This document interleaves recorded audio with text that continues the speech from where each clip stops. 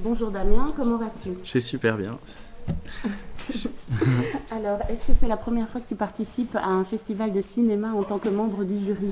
J'avais déjà été jury sur un autre festival, mais qui était très différent parce que j'avais reçu une boîte de DVD. Il fallait juste que je les regarde tous chez moi, alors que là, ici, c'est vraiment différent. On a vu tous les films projetés, on était tous ensemble avec le jury constamment à avoir l'expérience du film dans le même ordre, à en parler après chaque séance. Donc c'était la première fois, c'était de manière vraiment officielle, une première fois, oui. Très bien. Alors, je sais que vous avez fait des études à l'INSAS. Est-ce que vous pensez que c'est une des raisons pour lesquelles vous avez été choisi pour ce jury?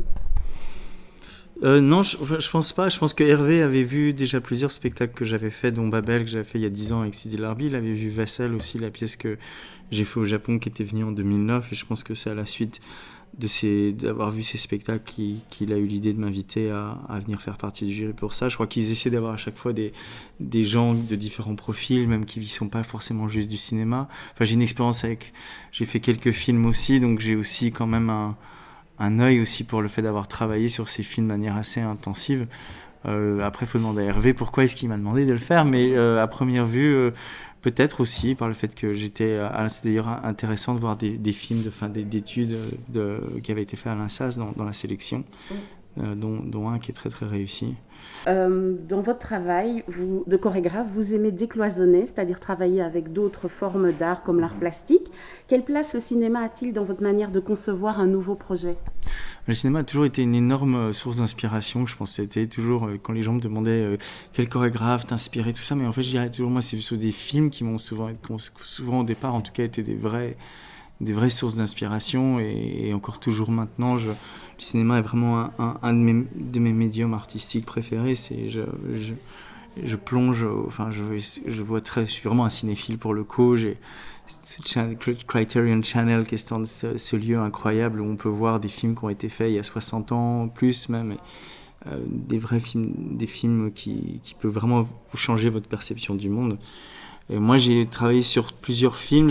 Ma première vraie expérience au cinéma, c'était sur le Suspiria de Luca Guadagnino, qui était en fait déjà dès le départ c'était pas du tout, la danse n'était pas anecdotique ni secondaire, elle occupait une place super importante, que j'avais énormément de responsabilités sur ce film, et je me rappelle que, encore une fois, le fait de travailler sur ce film a aussi presque changé certaines méthodes pour moi de travail. J'ai ensuite travaillé avec Paul Thomas Anderson sur le court-métrage Anima, et là encore, chorégraphier pour la caméra m'a donné une nouvelle perspective sur ma propre pratique, et je dois dire qu'il y a eu un peu un avant et un après, et que même maintenant, en faisant des pièces, je les vois parfois presque d'une manière, parfois je les construis de manière presque cinématographique, c'est-à-dire en utilisant la lumière, en utilisant la composition, quand je travaille avec des plasticiens aussi, le cadre, en utilisant parfois des scénographies qui sont elles-mêmes presque comme des décors de cinéma. Je pense par exemple à une pièce qui s'appelle Amphalos, qu'on a fait au Mexique et qu'on a créé dans un studio de cinéma, parce que le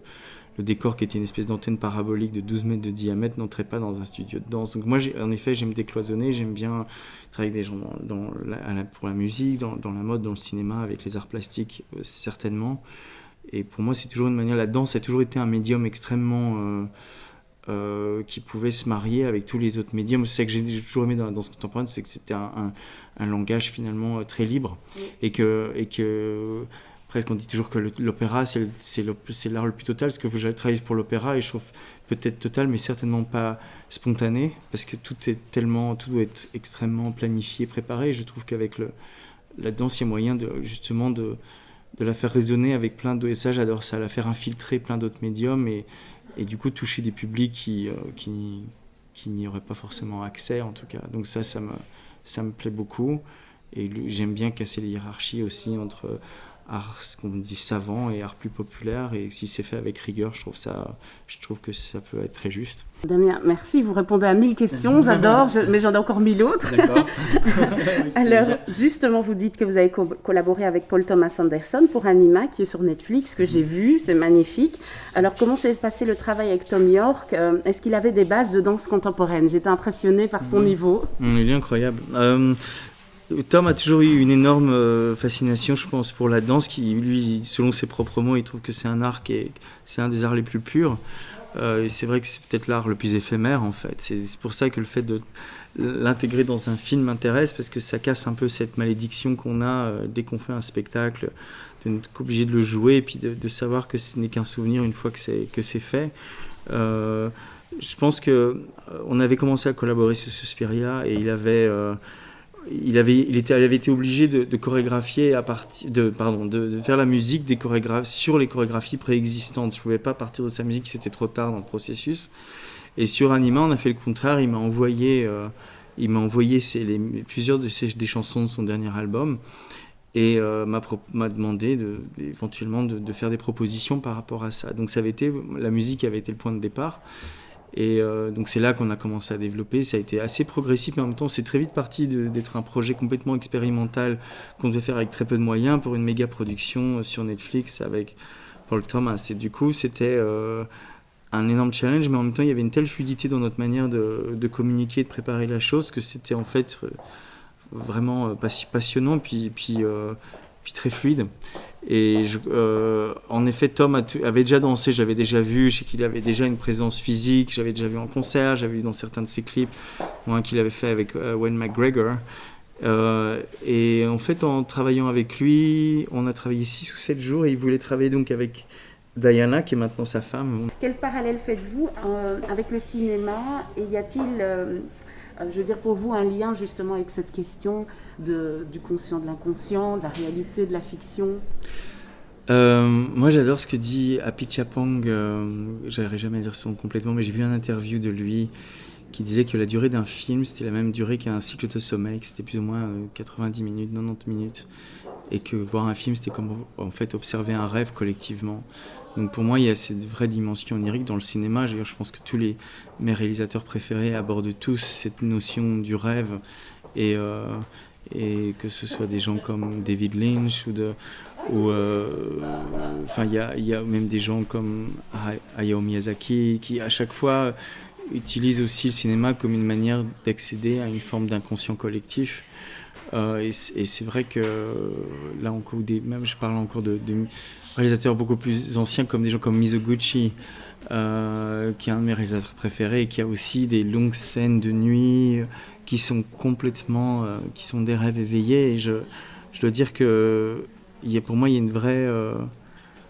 pour moi, il y a énormément de connexion entre la scène et le cinéma, bien sûr, parce qu'il s'agit encore une fois de cadres et de gens qui rentrent dans un cadre, de corps qui s'impriment, de corps qui impriment le temps et qui vous emmène dans un ailleurs, ou en tout cas qui vous donne un point de vue en fait, comme un point de vue, en anglais on dit vantage point, une vue de panorama presque. Et donc c'est pour ça que je continuerai toujours à regarder beaucoup de films, parce que c'est pour moi il y a une dimension aussi qui, je pense que le cinéma est plus que tous les autres arts, est capable de capturer l'intime et des choses parfois extrêmement subtiles. Ce qui parfois manque quand on est sur scène. Justement, c'est ça que j'ai aimé. Bon, c'est pas une question que j'avais prévue, mais c'est ça que j'ai aimé. Donc j'ai vu des extraits de Skid, et puis quand j'ai vu le film Anima, je me suis dit, l'intérêt de ce film Anima, c'est qu'il y a des scènes qui sont beaucoup plus proches que quand on va voir un spectacle de danse, où si ça se trouve on est au deuxième balcon. Et donc là, dans Anima, on a pu faire des plans qui étaient très rapprochés. Ce qui est formidable avec, par exemple, si vous regardez la différence entre un film comme Suspiria, qui a été filmé en multi-angle, mais par rapport avec des caméra fixe, Anima a pratiquement été entièrement tourné avec des steadicam ou une caméra en mouvement. Ce qui fait que l'idée du point de vue est lui-même, le fait d'avoir un point de vue en mouvement, c'est quelque chose qu'on ne peut pas avoir en salle, vu qu'on est obligé de faire asseoir tout le monde et que tous les gens verront tout le spectacle à partir d'un point de vue fixe. En cinéma, on est capable de jouer justement sur comment l'angle change et comment la combinaison d'un mouvement et de l'angle en fait est capable de faire lire le mouvement d'une manière, se rapprocher en effet de l'émotion du danseur, aussi de capturer la moindre subtilité de l'émotion que son visage peut traduire. Donc pour ça, c'est vraiment un outil. Pour moi, je considère vraiment les jeux, c'est pas l'un ou l'autre, c'est extrêmement complémentaire, et l'un casse justement le côté éphémère de l'autre pour le capturer pour quelque chose qui est tout le temps là. Ce qui fait parfois peur quand on fait du cinéma, c'est aussi le fait de rentrer sur un plateau et de se dire que tout ce qu'on va faire ce jour-là sera visible partout pour le reste qui a quelque chose d'indélébile un peu. Oui. Et donc nous sommes tous les deux fans de Madonna, nous sommes tous les deux nés en 76, okay. Et donc je comprends tout à fait ce que vous voulez dire quand vous dites qu'elle a changé votre vie, parce que moi-même elle a changé la mienne, dans le sens où je pense que je ne serais pas qui je suis s'il n'y avait pas eu Madonna. Elle n'avait pas été là, ouais. Clairement. Ouais, je comprends ça. Et j'aurais rêvé d'être une danseuse de Madonna. Et donc je voulais savoir, est-ce que vous avez eu peur de la décevoir? Tous les jours. Oui, c'est ce qui est très intense parce que comme elle avait été tellement marquante pour moi quand j'étais adolescent, c'était carrément comme une salvatrice pour moi. Enfin, c'est quelqu'un une sauveuse, on va dire, qui est quelqu'un qui m'a vraiment ouvert les yeux, qui a été à un moment donné un vrai échappatoire par rapport à une éducation très catholique, par rapport à un milieu assez homophobe. Enfin, j'étais dans un et aussi dans ce les gens qu'elle m'a fait découvrir comme Bob Fosse, Martha Graham à une époque où j'avais pas forcément accès à des coins, à ces recoins de la culture, dans le milieu dans lequel j'ai grandi.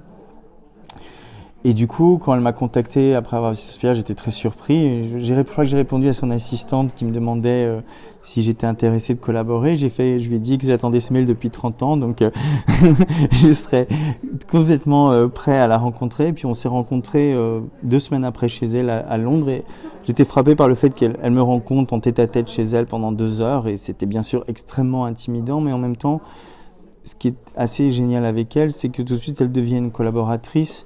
Est-ce que vous envisagez de réaliser un film, donc pas en tant que chorégraphe, mais vraiment en tant que réalisateur? C'est Paul Thomas Anderson qui me disait qu'il faudrait que ce serait quelque chose à envisager, qui disait qu'il y avait tellement de chorégraphes comme Bob Fosse ou Vincent Minnelli qui avaient eux-mêmes fait leur film aussi. Et je ne sais pas si c'est le moment maintenant, mais peut-être que ça approche. En tout cas, j'ai demandé un moniteur pour Noël. Non, je rigole, mais j'ai adoré par exemple chorégraphier à partir d'un moniteur portable. Et je me suis dit à ce moment-là, ce serait quand même bien de... Là, il y a des choses j'ai un projet qui se dessine en réalité virtuelle parce qu'on est comme dans une réalité très complexe en tant que chorégraphe pour l'instant. La scène, c'est vraiment difficile. C'est mon premier amour et je veux y rester fidèle jusqu'à la fin de ma vie. Mais pour l'instant, je veux dire qu'il y a eu pour l'instant quelques frustrations sur le fait de commencer des spectacles et devoir être obligé de les arrêter. Ouais. Et des choses comme la réalité virtuelle que j'ai jamais vraiment considéré, tout d'un coup commencent à faire sens parce que il y a quelque chose d'immersif, de tridimensionnel qui joue avec l'espace et qui est pour moi beaucoup plus intéressant que n'importe quelle captation ou vidéo qui serait faite à partir de spectacles. Donc il y a beaucoup de choses qui pour moi se chamboulent et c'est possible que je travaille bientôt sur un autre film. J'ai eu une proposition que je suis en train d'étudier et de voir si en effet j'ai été assez clair quand j'ai fait ces films que je voulais pas non plus rester cantonné à l'idée de devenir un chorégraphe de cinéma, mais je dois dire que là ça fait maintenant plus d'1 an et demi depuis qu'on a tourné Anima et là ça me manque de retrouver mon moniteur et de chorégraphier à partir de quelque chose ou même d'inscrire la danse dans une narration. Mais pour ça il faut que le projet soit vraiment convaincant et juste et pour ça j'ai envie d'être assez rigoureux et de vraiment de donner qu'un oui si je suis vraiment convaincu que c'est quelque chose de juste, comme je l'ai été sur les précédents. D'accord. Voilà. En tout cas, Damien, un grand merci Avec pour plaisir. Cette interview. Merci. Moi, je pourrais vous écouter pendant des heures. En tout cas, merci beaucoup. Donc jury, on doit aller délibérer, donner les trucs. Mais merci, c'était très agréable de se parler.